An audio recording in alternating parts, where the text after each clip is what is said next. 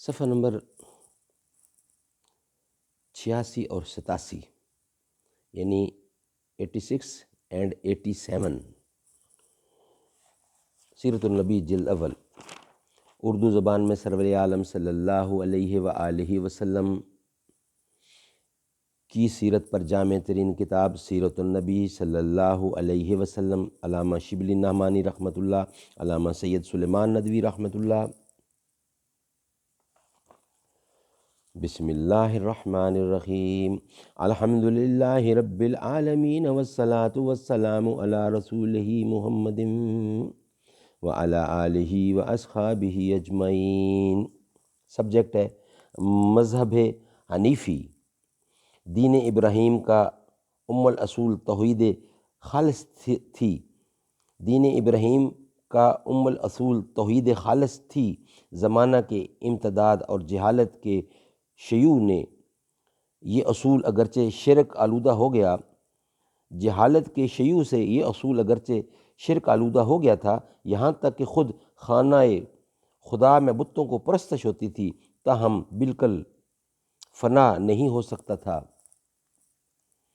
عرب میں کہیں کہیں اس کا دھندلا سا نشان نظر آتا تھا۔ جو لوگ صاحب بصیرت تھے ان کو یہ منظر نہایت نفرت انگیز معلوم ہوتا تھا کہ انسان عاقل جماد لا یعقل کے سامنے سر جھکائے۔ اس بنا پر بت پرستی کی برائی کا خیال بہتوں کے دل میں آیا، لیکن اس کا تاریخی زمانہ حضرت صلی اللہ علیہ وسلم کی بعثت سے کچھ ہی پہلے شروع ہوتا ہے۔ ابن اسحاق نے لکھا ہے کہ ایک دفعہ کسی بت کے سالانہ میلے میں ورقہ بن نوفل، عبداللہ بن حجش، عثمان بن حویرث، زید بن عمر بن نفیل شریک تھے۔ ان لوگوں کے دل میں دفعتاً یہ خیال آیا کہ یہ کیا بیہودہ پن ہے کہ ہم ایک بت کے سامنے سر جھکاتے ہیں جو نہ سنتا ہے، نہ دیکھتا ہے، نہ کسی کا نقصان کر سکتا ہے، نہ کسی کا فائدہ پہنچا سکتا ہے، نہ کسی کو فائدہ پہنچا سکتا ہے۔ یہ چاروں قریش کے خاندان سے تھے۔ ورقہ حضرت ختیجہ کے برادر امزاد تھے، برادر غمزاد تھے۔ زید حضرت عمر کے چچا تھے۔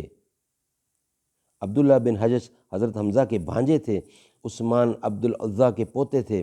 زید دین ابراہیمی کی تلاش میں شام گئے، وہاں یہودی اور عیسائی پادریوں سے ملے، لیکن کسی سے تسلی نہیں ہوئی، اسی لیے اس اجمالی اعتقاد پر اکتفا کیا کہ میں ابراہیم کا مذہب قبول کرتا ہوں۔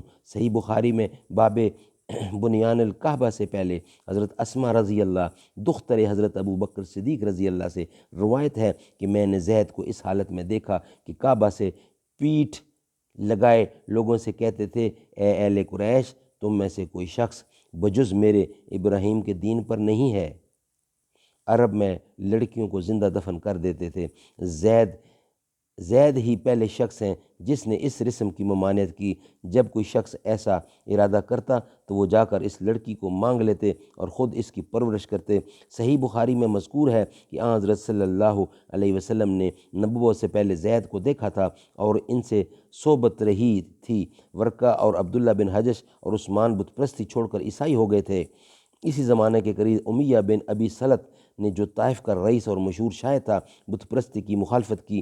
حافظ ابن حجر نے اصحابہ بن زبیر بن بکار کی سند سے لکھا ہے کہ امیہ نے زمانہ جاہلیت میں آسمانی کتابیں پڑھی تھیں اور بت پرستی چھوڑ کر دین ابراہیمی اختیار کر لیا تھا۔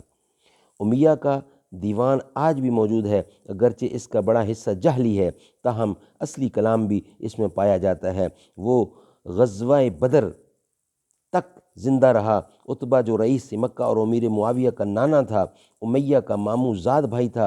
امیہ نے اس کے قتل کی خبر سنی تو اس کو سخت صدمہ ہوا اور نہایت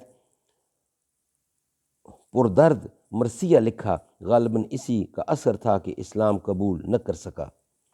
شمائل میں ہے کہ ایک دفعہ ایک صحابی حضرت صلی اللہ علیہ وسلم کے ہم ردیف تھے، انہوں نے امیہ کا ایک شعر پڑھا۔ حضرت صلی اللہ علیہ وسلم نے فرمایا، اور انہوں نے 100 شعر پڑھے۔